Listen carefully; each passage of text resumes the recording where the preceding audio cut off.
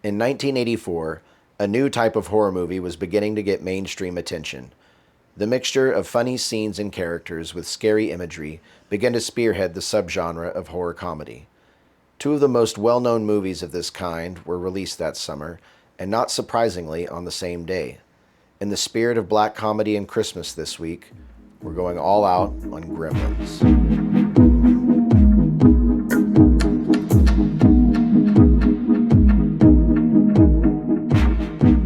Welcome to Bedlam Movie Night, the podcast where we dissect, deconstruct, and exhume films from the depths of horror, sci-fi, action, and beyond.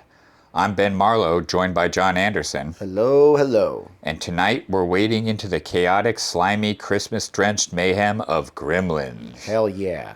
Dude, this movie dominated my childhood.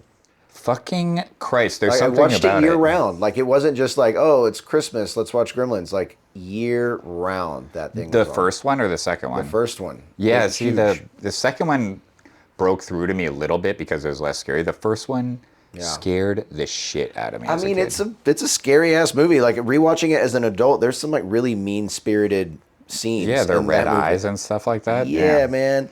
Right up top, though, this week's episode is broken down in following sections. First Blood is right up top, where we discuss some of the cast and characters, how the movie got made, and kind of a behind-the-scenes look at things. Then we've got The Dungeon, where we talk about some specific scenes in the movie. Third up is Forensics and Evidence, where Ben does a deep dive into the lore, themes, and theories of the movie. And then finally, to close us out, we've got Grave Matters, our Bedlam movie night ritual, where we play a few games. I'm excited for this.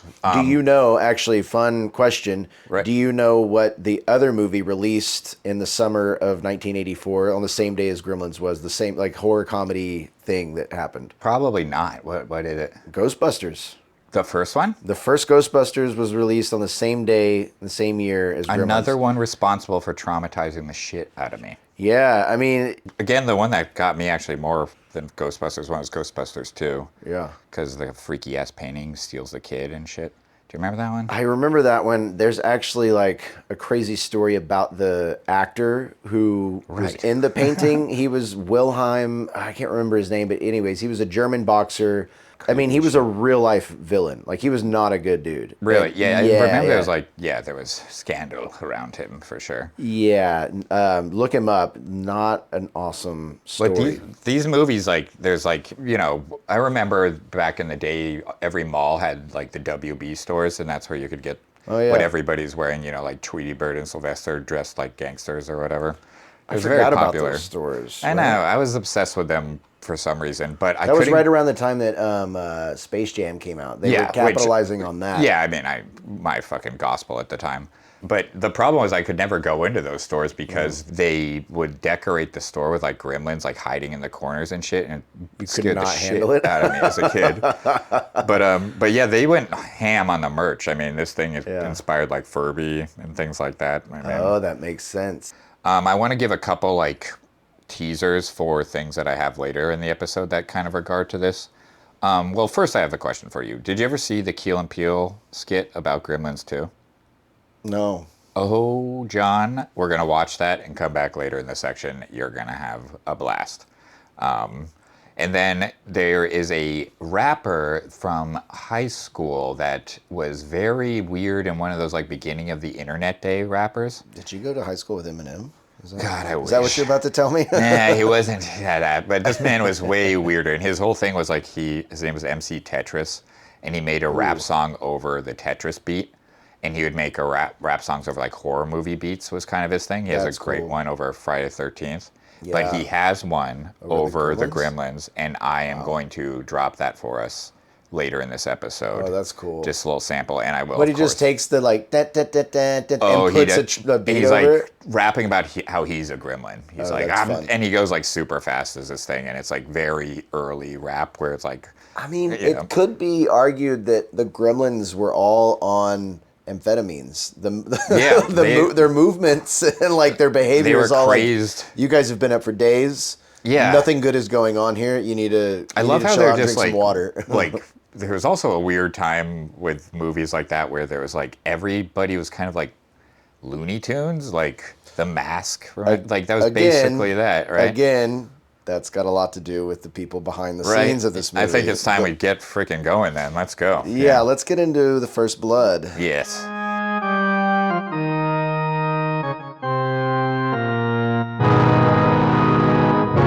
Merry Christmas! So, this movie is kind of a great example of a perfect storm of Hollywood talent. You've got Chris Columbus, Right. wrote this script as a spec script. He wanted to show that he could pull off writing a screenplay. So he came up with this thing kind of on the fly after waking up one night and like hearing what he described like as an army of mice in the ceiling of his apartment. And that sort of sparked the That'll do it, idea, yeah. you know, and I guess there are, you know, lore and legends of like going back to like the 1920s of when, you know, it was more of a military thing when something would go wrong in an airplane or a piece of machinery. It was like, oh, we got gremlins. Like this idea of like a little creature fucking with the machine or That's the like inner a very workings. like classic story of like somebody looking out a window and seeing a gremlin like fucking with the plane. Well, that goes back further to an old episode of The Twilight Zone, William Shatner, and then it got remade into the Twilight Zone movie. It was one of the segments in that movie, and John Lithgow plays the man on the airplane. That's good stuff. It's good stuff. Well, Did you ever see the Bugs Bunny falling was hair? gonna say. Oh, okay. Yeah, so it's like yeah, he that kind of- shit scared me too. he started it all, yeah. Yeah, that was that one for some reason. I just remember Bugs Bunny Yeah. coming up to the guys. He's like taking a giant hammer and just hitting the head of a missile, Yeah. trying to make it explode. Right. And Bugs Bunny like walks up, all, what's all the hubbub, bub? Yeah. And goes on and Well, fucking, that's where all of the idea of like this creature called a gremlin came from. It was all like old like World War II stuff. yeah, the word gremlin does not reek of aviation. You know what I mean? No, but yeah, for some reason that's where it started, and that's where the Bugs Bunny cartoon was inspired by that, which led then to the Twilight Zone thing, and then Chris Columbus waking up in the middle of the night and hearing mice in his ceiling. So he wrote this script and just kind of discarded it and was like, "This is just for me to get more jobs." Somehow, Steven Spielberg. Somehow. He got a hold of it, Yeah. and he said it quote was the most original thing he had ever read, and this is after the dude has made Raiders of the Lost Ark. He had just made E.T. Like he Yeah. was established. Like Steven Spielberg Kind of was got the all guy. this shit because it's like kind of Jaws-y, but like Well, it's just got- meets Jaws a little. It's I got don't his know. twist on it. It's a Yeah. horror. It's a family movie with strong horror elements to it, which is what like Jaws is. It's an adventure movie that is deeply, you know, it's got a lot of horrific things in it. With those two freaking movies, talking of trauma, he's the one Yeah. that created PG-13 with this movie because of Well, how he pushed that shit. In 1984, before Gremlins came out, Spielberg had done Temple of Doom, and that got a PG Yeah, rating because melting face. rated R was like too much, and they were afraid it would like they wouldn't have a big enough audience. So after Temple of Doom and Gremlins came out, Spielberg convinced the MPAA, the ratings people, Yeah, right. to create PG-13 so that movies like that could happy exist in this like world. And then I think that became like the most. It makes seen sense. I mean, the freaking rating. guy was, yeah, I mean, yeah, Raiders of the Lost Ark. I mean, even E.T. scared me to death. Yeah, you know? Close Encounters of the Third Kind is like It's hilarious It's being, like, basically rich. about a family that's like falls apart and implodes. We just happen to be that like time of youth that Mm-hmm. got that 5 years before they figured out PG-13. So we were Yeah. like, holy shit! yeah, we should not be Yeah. letting our kids watch Whoa, Temple of Doom. we have to change the law for Yeah. this. Meanwhile, we're like, well, we saw it. At least now it's in there.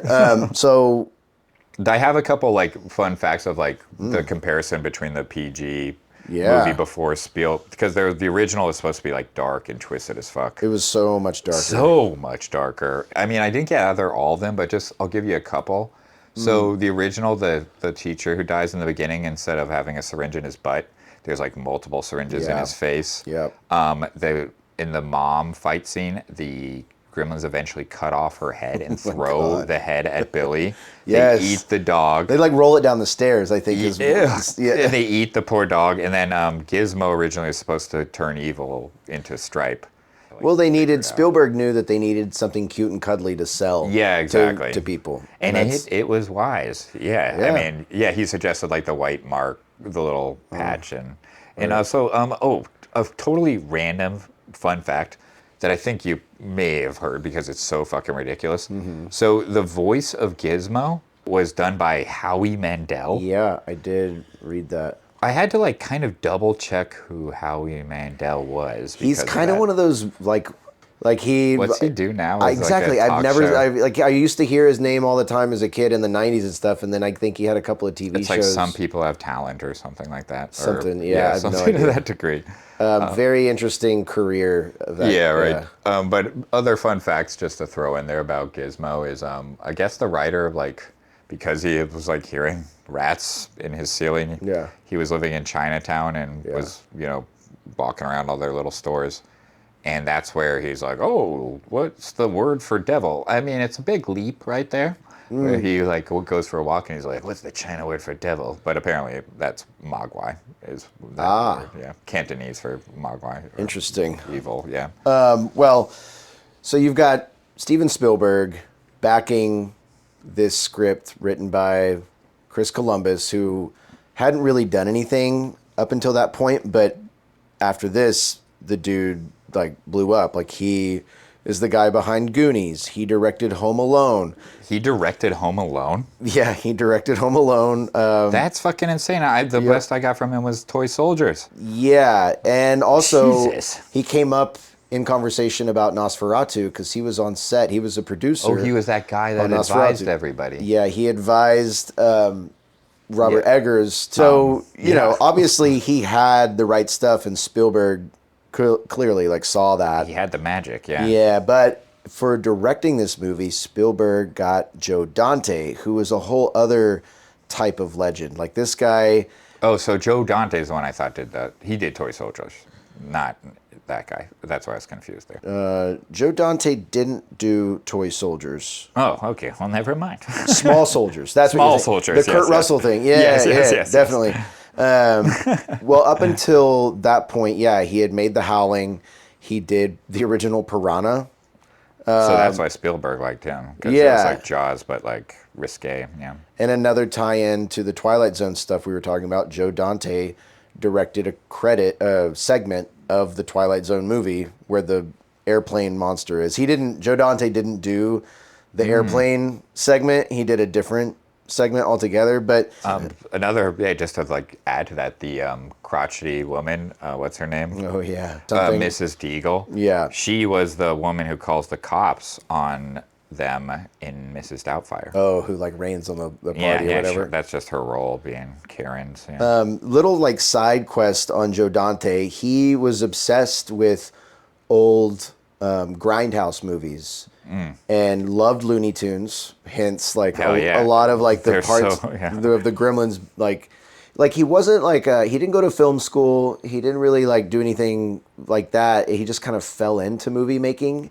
But he had gone to see like hundreds of Grindhouse movies from like the 30s and 40s. Like when he was a kid, that's what he would go to the theater late at night to see. So when he did start making movies, he just had this like library of imagery to like choose from, and that's kind of what he like made reaction movies. though with like that it comes off like pretentious, with his reaction with Gremlins 2. Like the thing behind Gremlins 2 is I don't think he liked Gremlins, he wanted to destroy his creation. Well, that's part of my Gremlins 2 is a whole other animal. Because it's like you can tell the guy's just like a little Well, interesting thing about him, he had several unrealized projects that again is like a little like what if. So in the 80s, before Tim Burton had a Batman movie, he wanted to make his version with John Lithgow as the Joker. Yeah. He wanted to make a sequel to Good, the Bad, and the Ugly. Good, the Bad, and the Ugly Part 2. He wanted to in the 80s, he wanted to remake The Creature from the Black Lagoon I can see why he Right? was like grumpy that the thing that got him He was Gremlins, because he had indie aspirations. Yeah. yeah, one of his big like mentors and influences was Roger Corman. Like, Yeah. and that guy was campy, Yeah. sci-fi horror to the max, and that was like Joe Right. Dante's, guy. I try to hold a space for those type of creators, like Yeah. in my creative realm and empathetic heart. totally. But like, He wanted to make Jurassic Park before Spielberg got a hold but of you know it, what I right? mean? It's like nowadays being, trying to grind and be creative. You're just like, you have any idea what you did and what you had and how lucky you are? Like, Yeah. you just made I want to try to be a script, and then you just got Gremlins, and you're like, no, I will destroy my career. I wanted to make the sequel to Good, the Bad, and the Ugly. It just, He kind of is that guy who Right. seems to have he seems to have had ideas for movies that eventually he didn't make and wasn't a part of that became huge. Like I said, Jurassic Park.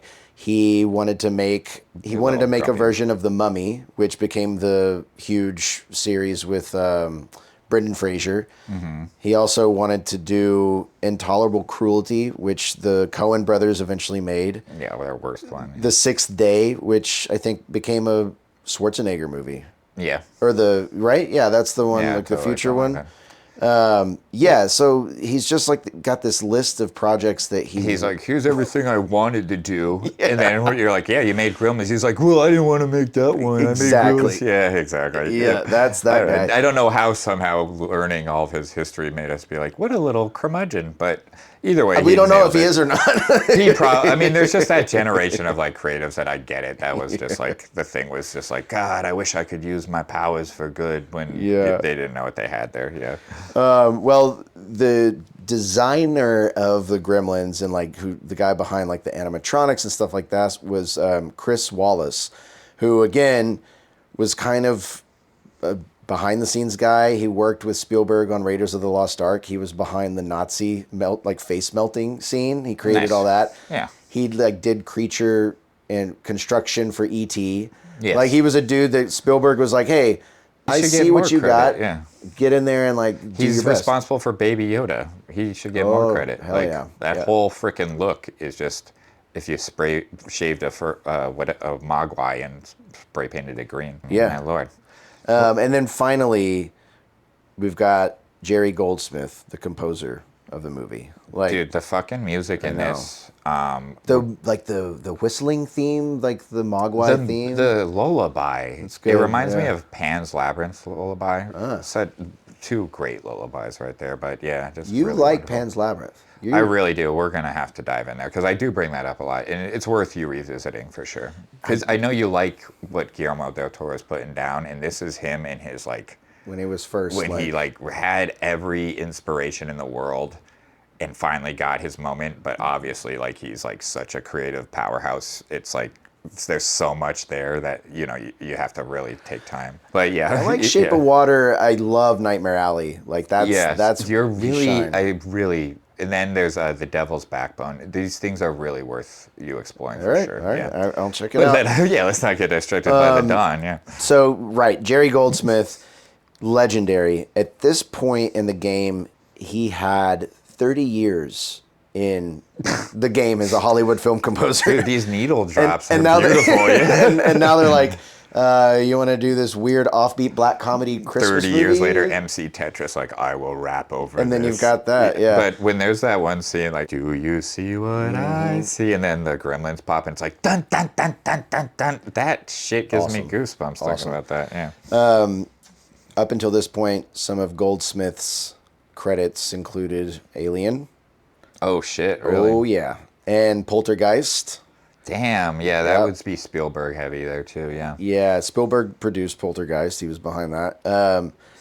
Goldsmith also, right after this, scored Total Recall, which is that score. We got to revisit that bad boy. Yeah, other than that, the cast was pretty solid, man. Like, you had some new actors on the scene. Phoebe Right. Cates, who had been in Fast Times at Ridgemont High. Well, Phoebe Cates is, I think she's the winner. She's great. She's the winner of all the Yeah. just the babes. I think she's Yeah. like Anne Hathaway, She's the winner, I think. Yeah, Zach Galligan plays Billy. He was the lead, and I think it was Spielberg who convinced them to cast him. I can't remember, but he was kind of a nobody and didn't really go on to do a lot after this. He did Gremlins 1 and 2 and was in another really... He did nothing afterwards. It's kind of crazy because his Yeah. face and attitude, I thought he was in like a billion movies, and he Well, did nothing afterwards. I've But for some I've reason, it's seen just this his guy like everywhere. demeanor. Mm-hmm. Yeah, I was just like, oh, this guy's definitely in like Stand By Me at least, or something. But He's also in a really... I saw this once, and I had to dig deep on the internet to find it. But around this time, he was in a movie. Zach Galligan was in a movie called Nothing Lasts Forever, which starred Bill Murray, Dan Aykroyd. Dan Aykroyd. Yes, thank you. Produced by Lorne Michaels, the guy Oh, this behind should have been Sign a hit. Up. Yeah. Yeah, right. It was directed in the See, 80s. It's yeah. about a kid who gets on a train that goes to the moon. See, this And- kid should have definitely been the kid in Caddyshack. Like, what the hell? He should have been in Yeah. all of these things. Yeah.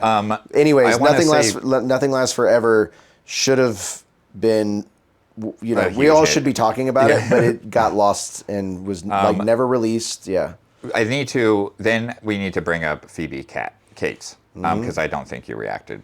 I said one sentence and then you moved into fucking Zach. Oh, I know. Galligan. I get her. You have to I have a get it. better reaction to that. Yeah. My God, like that's crazy that I'm just like she's the winner, and you're like, and then Billy. My God. I get it. I know who Phoebe Cates is. All right. Well, thank you. Are we gonna send this to her? I just don't think you gave enough appreciation. We moved off onto Zach Galligan a little too soon. Phoebe Cates is the winner. She won. There. She won. That's Yeah, all I there. wanted, John. All right. But Phoebe Cates won. that's all I wanted. Yeah. The one thing I wanted to also point out though is, did you notice the dad? What he's from? No. Okay, so one thing I learned about him is he's the creator of Joy to the World. He wrote the song. Fucking apparently, he's like the folk singer and songwriter of Joy to the World. Great. What's his Maybe we name? should double check that, but maybe not. Hoyt Axton. No, you're right. Hoyt Axton. He fucking does, yeah. Among his best known songs are "Joy to the World." Yeah, exactly. What the fuck? Yeah, to the point where I like looked it up, wrote it into the notes, and I was like, I still don't believe it as I write it and say it. And I then- mean, no, it is kind of. I mean, you don't think about these things because, like a song like that seems like it's hundreds of years old or something. This guy and wrote once you it. see his face, it kind of makes sense. Like that song coming out of his mouth. You know what I mean? Well, it was. Well, I'm fucking speechless. I don't know what to say. Yeah. The whole point of that like crazy thing was that for us is he's the guy who sells Arnold Schwarzenegger a shotgun and gets shot in the Terminator. Oh, isn't that weird that how far he's fallen? I don't even know. I think he might have pulled off like the best resume. I love that. Drug. Corey Feldman also shows up in this movie. He's in The Goonies, Stand By Me, The Lost Boys. Like, Holy crap! that dude was kind of in the middle of his run as a child actor in this. This was kind of his like beginning, right? Yeah. The old Chinese guy. Yep. Oh, who sells the Mogwai? Yeah. Apparently he was 79. Does when he they sell it or filmed does he steal it? Because at the end of the movie, Oh no, the freaking kid. Oh, speaking of, another fun fact is the kid, if you notice. the kid sells them. Yeah. Yeah. Actually, we're getting ahead of ourselves. I think we need to freaking dive into. I mean, yeah. I guess we should probably just get into the dungeon. Yeah. Oh, my goodness. Awesome. Let's get into it.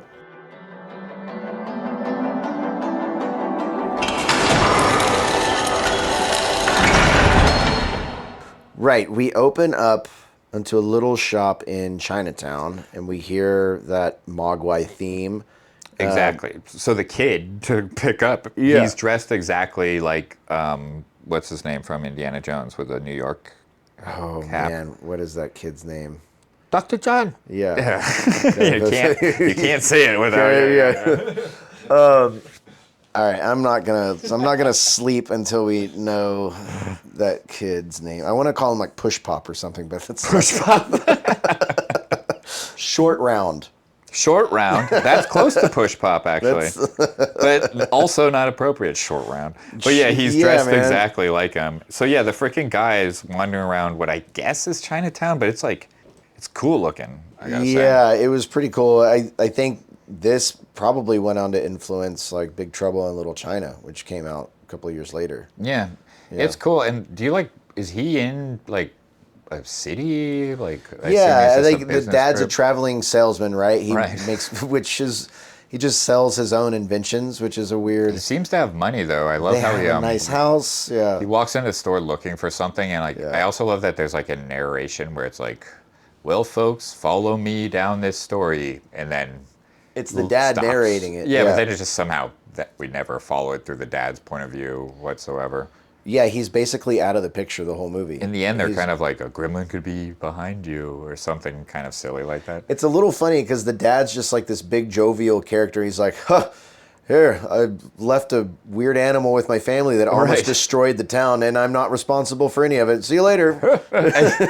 I also love that he walks into the store like looking to buy something and ends up spending a ridiculous amount of money where he's like, $200 for this thing. Yeah. But I mean...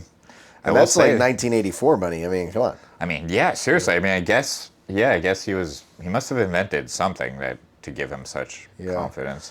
Well, then after that, we open up to the town of Kingston Falls, which could be mistaken for Hill Valley from Back to the Future because it was the same exact set used for both. And learning that just made me really want a crossover between Gremlins and Back to the Future where you have Gremlins traveling through time. Oh, man. Because their whole thing is like they fuck with machines and get inside airplanes. And so what? And they're like aware. Yeah, they get a hold of a DeLorean and come on, dude. We're missing out on a whole thing. There's like later, a little skip ahead. The dad is at an inventors convention, and there's a shot where Steven Spielberg has a cameo. He just rides by on a machine in the front. Oh, right. There's like the alien from the Lost in Space. Exactly. The robot. But if you look closely in the background, there's a time machine from the movie The Time Machine. And he's talking on the phone, then it cuts to another scene, and it cuts back, and there's just smoke where the time machine was, and everyone's looking around all panicked, implying that this man just actually traveled time. Did it. That's definitely one of those moments in this movie, and in others in particular, where probably in the script, all that was written was like, Billy's dad calls him and talks on the phone, and then like they just were like, let's go crazy. That's what I love is about filmmaking. It's fun, yeah. But yeah. So then the other thing is we get introduced to our boy Billy, right? And he is just hilariously ho hum as they could get. And there's I wanted to bring up the Chuck Jones. He makes an appearance as well. Right. When the Looney Tunes guy, right? Yeah. Yeah. So when he's I completely forgot this. My very first job, well, one of them, not the very first one, but was working at the Chuck Jones Gallery in Santa Fe, New Mexico. Crazy. Where it was just like Looney Tunes all day, every day, and some timber and shit. But that's awesome. But it was funny. Yeah, he's like, "You're doing a good job," basically. Well, he's like drawing the lady as a dragon or something. Yeah, I wouldn't be surprised if, like, Joe Dante somehow got Chuck Jones to be in Gremlins because Dante is like such an avid Looney Tunes fan. It's cool. There had to be some like, hey, will you do this for me? Or I love your work. I don't know. I'm curious what the story was. Again, maybe he wasn't such a curmudgeon. Yeah. Who knows? But yeah, then we basically they freaking break the rules immediately. Everyone's pretty nonchalant about it. I like though through like this whole setup of like you see like Billy's room and all of the there's just like so much pop culture, but kind of like you said of like, you know, there's the guy who wrote Joy to the World is in this movie. It's like Zach Galligan, who nobody knew of. He was a no-name actor. He shows up in this one movie, and then suddenly everybody's like, oh, isn't he in everything? And it's like that's just what Spielberg is a magician at, is guy. making things feel like they've always been a part of your life and like Right. like what you've like, oh, I've always watched this movie and like How the been fuck? Yeah. like just making things feel so familiar. Just right out of going the to gate. like Universal Studios, like that just feels like watching a Spielberg movie. You know what I mean? Yeah. Where it's like, Yeah. what the fuck is happening? Yeah. On a good day, of course. Right. But yeah, I guess. Well, let's just go into my favorite scene of the movie when the freaking mom kills all the gremlins. That woman goes freaking ham. But she puts one in the microwave, right? Yeah, that's great. I mean, I can't even remember. I think she walks in, she sees one of these freaking things, and she immediately blends it. Like, and it's black blood everywhere. Yeah. She takes a knife and stabs another one and pins it to the freaking, like, counter. And then she takes the other one and shoves it in a microwave and explodes it. And I mean, I'm with her. She didn't, she got a brief call from Billy. Billy was like, get out of the house. And that's all she needed. Like, she didn't need to hear there was anything else. It was just get out of the house. She saw that. She's like, that's obviously the problem. It's obviously what we're talking I better about. fucking deal with this right now. And then fucking Stripes fucking escapes. Stripes is like the bad gremlin. Oh, isn't there? That's the scene where there's the Christmas tree attacks her, right? Right. That's- He's behind her. Yeah, Yeah, exactly. It's scary. That was one of the parts where I was like, watching it as an adult, I was like, this is pretty mean-spirited. Like having like Christmas decorations turn on you. Oh, the little red eyes. Yeah, man. Terrifying as a kid. Yeah. Terrifying. My It's God. so well done. Yeah, and then they string the dog up and stuff. It's just mean-spirited gremlins. But the freaking little bad seed, Stripes, he escapes somehow and makes it to like a pool, and somehow Billy's tracking him or something like that. Yeah, there's a moment, again, it's a nod to The Shining, like either intentionally or not. It's the They're same tracking, blue tint. And, yeah, you right. know. They're seeing like the gremlins' footsteps in the snow, similar to Jack. Yes. Like chasing Danny in The Shining. Like I don't know whether or not that was like they pulled that on purpose. It's so crazy how moments like that seem totally like whatever. It's like no, The Shining has that. It's just in there forever. Right. Then the fucking thing goes into the pool. Do you remember it boiling and And the creating? YMCA, yeah. Oh my God. Yeah. That shit. These things are not happy when they're reproducing now. They No, are they're in not having a agony. good time. My God. Well, the bar scene is one that's like, as a kid, I watched it and I was like, is this what happens in a bar? Well, I thought of know? you. I was like, John, this And now must that's be what I do Saturday in night. in my real life to She make a just living. doesn't leave. I mean, they literally kick in the door and one of them has a gun. Yeah. And it's like flashing and shit like that. Yep. Again, PG movie here. Yeah. I mean, it's fucking crazy. But actually, so here's the most important part of basically the entire movie and why this whole thing is crazy that it's PG. So I don't know if you remember her monologue that she has About the just Santa out of the Claus? fucking blue. Right, her dad dying in the Yeah, she like, so they're like, got all the fucking gremlins, like they're starting to deal with the whole situation. In the interim, all the side characters are just dying, or not dying, no one really does, but they're going through it. But yeah, then she tells a story about like, just out of nowhere, it's like even hard to tell if it's like supposed to be funny, and they make fun of that in Gremlins too. But she's just like, yeah. Well, even, I mean, let me not even get ahead of myself. Earlier in the movie, they were like walking together, getting to know each other, and he's like, are you excited for Christmas or something? And she's like, well, some people are opening presents and some people are opening their wrists. And it's like in the beginning, you're like, whoa, Hold on a whoa. second. Yeah. And then later she's like, well, my Christmas was the worst day of my life. My dad went out for like cigarettes or milk or something, but like, or he didn't come back for 3 days, and the smell started taking over the place, and it was cold out, so we started a fire, and then my dad fell out of the chimney, and it turned out he was like trying to like sneak in on Christmas night dressed as Santa to surprise them. Broke his neck and like in broke the his neck chimney. out. And it comes out of fucking nowhere. Yeah, they wanted to try and cut that scene. The studio did, and I think that Spielberg and like Dante both were like, absolutely not. I think Spielberg actually, this is actually kind of what I love about Spielberg, because though he was producer, he was like, you should cut it.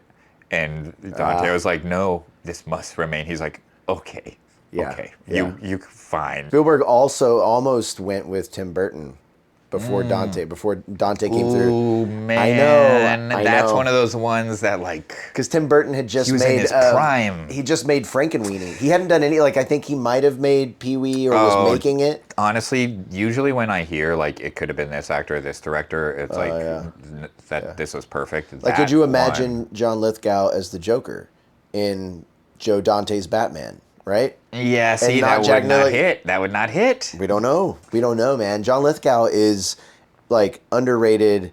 He's know. great, man. But Tim Burton Tim doing Burton that, like, directing cheery, like, Christmas dark. He already did in Batman Returns. he hadn't done Batman Returns yet. I know, but Like, think none if of that- he had yeah. channeled all of that energy there, we probably would have lost out on Batman Returns, which is important for everybody. I don't know. Batman Returns it's good. It's We'll dive into that. It's one of my gospel ones. But so this is one of the things I definitely want to point out. So later they fucking lock all these fucking gremlins in a theater and burn it, just like Inglourious Bastards. no, you're totally right. Well, Tarantino is an outspoken fan of Joe Dante and Gremlins 2 especially. Right. And I he would rips not be stuff off surprised. like That's crazy. his whole jam is ripping stuff Yeah, off. yeah. Yeah. But yeah. Well, they're watching the Seven Dwarves, right? In the theater. Yeah, and so that's like another thing. It's like, There's also the moment when the camera is tracking like left to right, I think, and so you get to see all the gremlins watching the movie. Mm-hmm. That reminds me of Pink Floyd's The Wall. When they come out and play the first song and like you see all the teenagers in the front row watching, like mesmerized by the show. a lot of that informs I mean, I don't have much for forensics, but you're right on the money right there, because Yeah. that's actually an important scene as far as that goes. Of course, that's why Tarantino would pick that up and utilize it. But yeah, it's just got a lot of that. And even in the end with the like chainsaw, that's actually confirmed that it was like inspired by Chainsaw Massacre, where they fight with the baseball bat. The whole ending scene is like a fight to the death, man. It's like gladiator shit where he's got a baseball bat, he's got a chainsaw. Yeah. They're like, doesn't he throw like saw blades, like circular saw blades at him? Like, I don't like think so. stars? I forget think that one, yeah. there's like a bunch of like shit that's like your worst nightmare as a kid of like going into Yeah. a tool shed. All I remember is like they're like baseball the chainsaw bat, and then Gizmo eventually pulls the blinds right. and like expose them. Then they That do death the scene melt is also thing.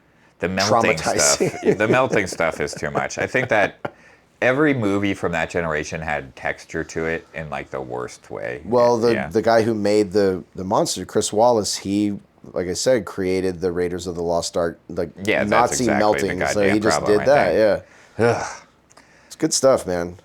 I guess it's time to get into the forensics. Well, we have analysis. we have the happy ending. The man who originally owned Gizmo comes back and takes Gizmo away, and we've got the dad like, well, guess that's it. Like, Well, Huckleberry Finn, I wasn't around for any of it.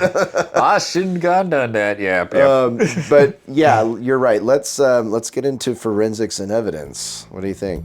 Yeah, let's do it. You know, for some reason, I don't know why, I thought there was something more to you.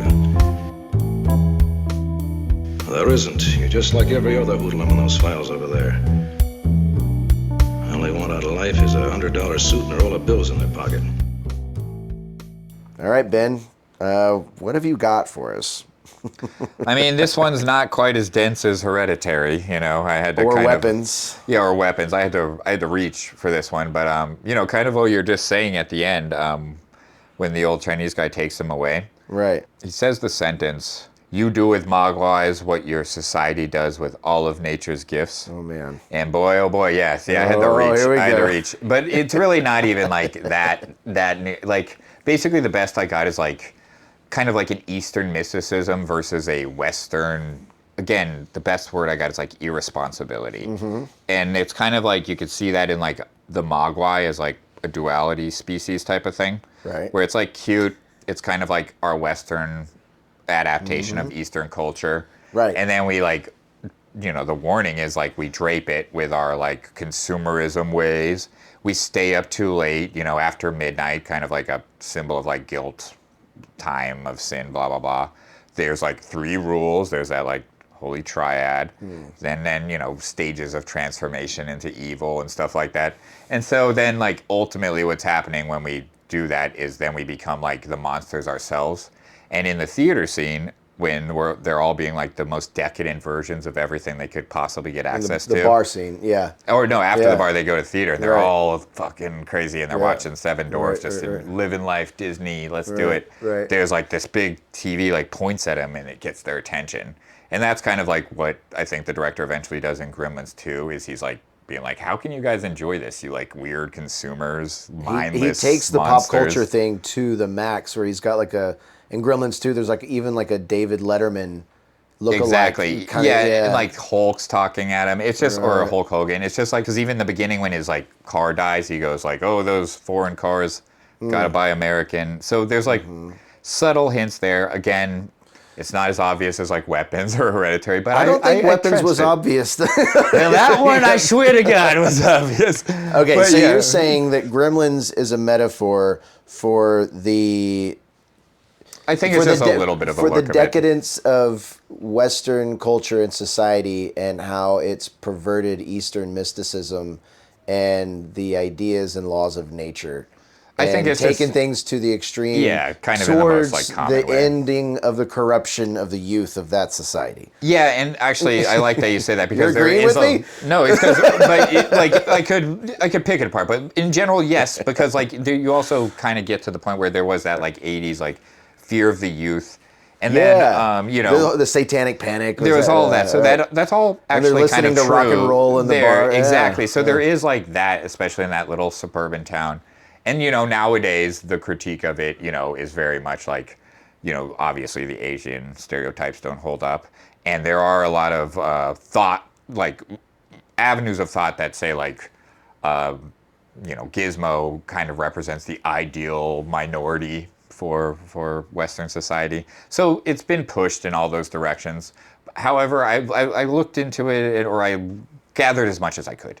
And the best I got is like kind of just like, after watching it, like it's usually about the director and their intention, and his intention is very clear in Gremlins 2, and it comes off very pretentious and like I had bigger, better things to offer this world, and you know, blah blah blah, that thing we were saying in the beginning. So I don't think he quite was like, this is about Western versus Eastern. You know, I think it just happens to hit that just because of the times, and that's all I kind of have on that, like the as far as forensics. Yeah. Okay, all right. Yeah, right? Kind of makes sense, though, right? Maybe, yeah. No, not at all. yeah, maybe a little. Perfect makes sense, right? It's Totally a makes Christmas sense. movie about little monsters that destroy a town. So you're telling me it makes sense. You Yes, said- yes. So you're telling me it is all these things. Okay, let's wrap it up with Grave Matters. What do you think? I got something for you first, my man. All right. I'm going to drop MC Tetris right here, right now. There just might be a gremlin in your house.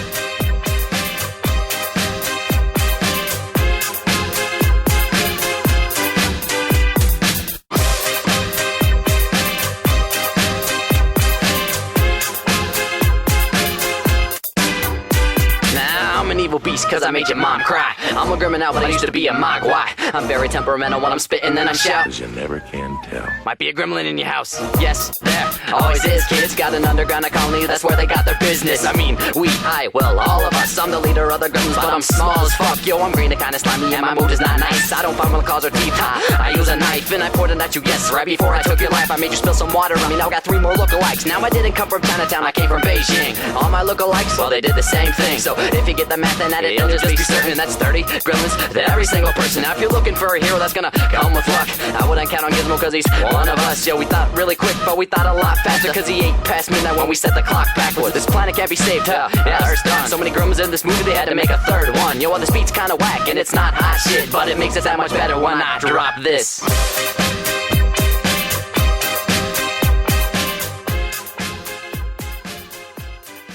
Well, that was a wild ride. All There right. you have it. My God, right? I will never be the same after hearing MC Tetris. Yes, I'll link the SoundCloud in our description or something. Awesome. So here to end the show, we've got a little Bedlam ritual with the segment called Grave Matters, where we play a twist on the game Fuck, Marry, Kill, where we do start, bench, cut, and fight, friend, or spare. And then we got a few like categories and best ofs that we like to get into. So, Ben, what do you have for us? So I mean, it kind of struggle a little bit, but obviously the first one I want to ask you is, what is your favorite invention of the dads, or which one would you like? Which one would you buy or take as a white elephant? Yeah, or Speaking of like, Christmas to theme. somebody that I didn't like. Yeah, or like all of them. What's one you would bid on if you Well, had to? The one that always got me as a kid. I mean, none of them are good because they're all like misfit toys. Yeah, you but got the one the that bath- the, yeah. the one that got me the most was the coffee maker. Because Right. it just pours Sludge. bullets, Yeah. and they still drink it, and they kind of have this moment of like their cute husband and wife thing. I where like they're that like, she supports him. She's always using his shit. yeah, and that one was always funny to me. I think because my grandparents drank coffee a lot, and I was always like in my head, Had that old fashioned. it made sense where I was like, are you, are you Are you drinking? drinking that? sludge? You Yeah. weirdo? What about you? Also, the bathroom buddy is crazy. It's like a giant Swiss Army, It's so and funny. it shoots toothpaste out of it. Yeah, oh. like, I mean, I guess I like the concept, but I mean, it's basically a, what do they call them? Those bathroom baggies you bring around? Yeah, it's Toiletry a bag? shaving There we go. kit. But Yeah. I like that he like makes a whole thing a this problem. man. He's like, have you traveled and you have to carry your toothpaste in and it's like, yeah, that's what you do. That's it's what fine. blows my mind about You don't this like, guy. there's nobody has a problem with shaving kits. This guy's bro. so desperate, he's going like into back alley Chinese shops, but then he's dropping $200 to buy random things within these shops. He's not okay. Listen, let's just say what it is. He's not a good businessman. Yeah, he got lucky once. Yeah, If yeah. like we were to do a real trailer, it's like a failing businessman who's down on his luck steals Desperate. a toy, like a little monster from a shop. Because he gets all. Actually, we forgot about that. When they multiply, he sees dollar signs. Yeah. He's like, oh, great, let's shit, cash in. Fuck yes, yeah. Never mind, yeah. So this guy is not. Well, actually, Great. that leads me to my next question. Well, let me answer the first one. Right, yeah. I kind of like the egg cracker Just- or the fly swatter. I like the Oh, fly right. swatter. It was like on a mixer And it just like spun around. Yeah. Nonsense. See, Yeah. again, imagine if Tim Burton had that. Like his Well, that's all inventions. right It in would his be wheelhouse. incredible. Yeah. But yeah, to kind of like go back to what you said, who do you think is truly responsible for this? Do you think it's the kid, the Oh. Chinese kid, or the dad? Is it Billy? Is it Gizmo? You know, it takes a village. It takes a village. But the dad is the fucking guy trying to make money and shit No, like that. the dad is crazy problematic, and part of my favorite thing about this movie is that he's not around for any of this mayhem. Your wife was almost murdered. Your son had to like Yeah. fight these monsters. And yeah, what are you and doing? In the original too, everyone dies. Yeah. Cool. I can't stop thinking about this movie as a Tim Burton movie, and it is so good Yeah. in my head. Like Yeah. Edward Scissorhands' Suburbs. I mean, damn. I think we agree. The dad. Yeah. That's the one. Yeah. So, which is the best Gremlin death? And then we can get into which is the best. But they don't kill anyone. The only one we They think they actually kill- kill is Mrs. the one. Yeah, the lady. Well, she's a dog torturer killer lady. She needs to be thrown out of. Oh window, yeah, she's the one that doesn't like Billy's dog. She threatens to like cook the dog, and the dog like punches her, which we love. Yeah. I mean, I guess if there's one thing that like holds over the time is like grumpy white women are the people's enemy. But All right. yeah, So God bless that her. was technically the one and only Gremlin kill. There was another one that freaked me out. I guess it wasn't a kill, but it's when they drive the old man's tractor through the house, and like again, That scared the shit out of me. Yeah, That's when they're all red-eyed and shit. I grew up with my grandparents who had a lot of land, and my grandfather had a tractor like that. Another thing as a kid of seeing this movie where I was like, this is not what you're supposed to do with this thing. It's scary shit. I mean, they're not supposed to eggs, how happen, they man. look like xenomorphs. Yeah. It's really scary the way they melt. I mean, Well, the eggs looking like xenomorph eggs is right out of the... it's all alien, very yeah. terrifying. I mean, that Yeah. again, we got fucked with that. Like, oh shit! Turns out we're missing a thing from PG to R. Well, fuck those 6 years we screwed up there. I mean, Yeah, that was- speaking that was of our Tim whole Burton, I childhood. mean, again, Mars Attacks fucked me up. I can't Like, believe that movie had that much of an impact on you. That's I funny. don't even understand That how movie I... annoys me so much. I I'm can't find it scary. There's I'm no blown planet. away I'm alone by this. It's a freaky fucking psycho alien that you can see its brain and otherwise it looks like a skull. Right. It goes, "Nyah, nyah, nyah, nyah," and it shoots you and you turn into a skeleton, which looks to be very painful in the process. Why am I the only one that fucking... What? Yeah. Yeah, anyway. We'll do Mars Attacks soon, yeah.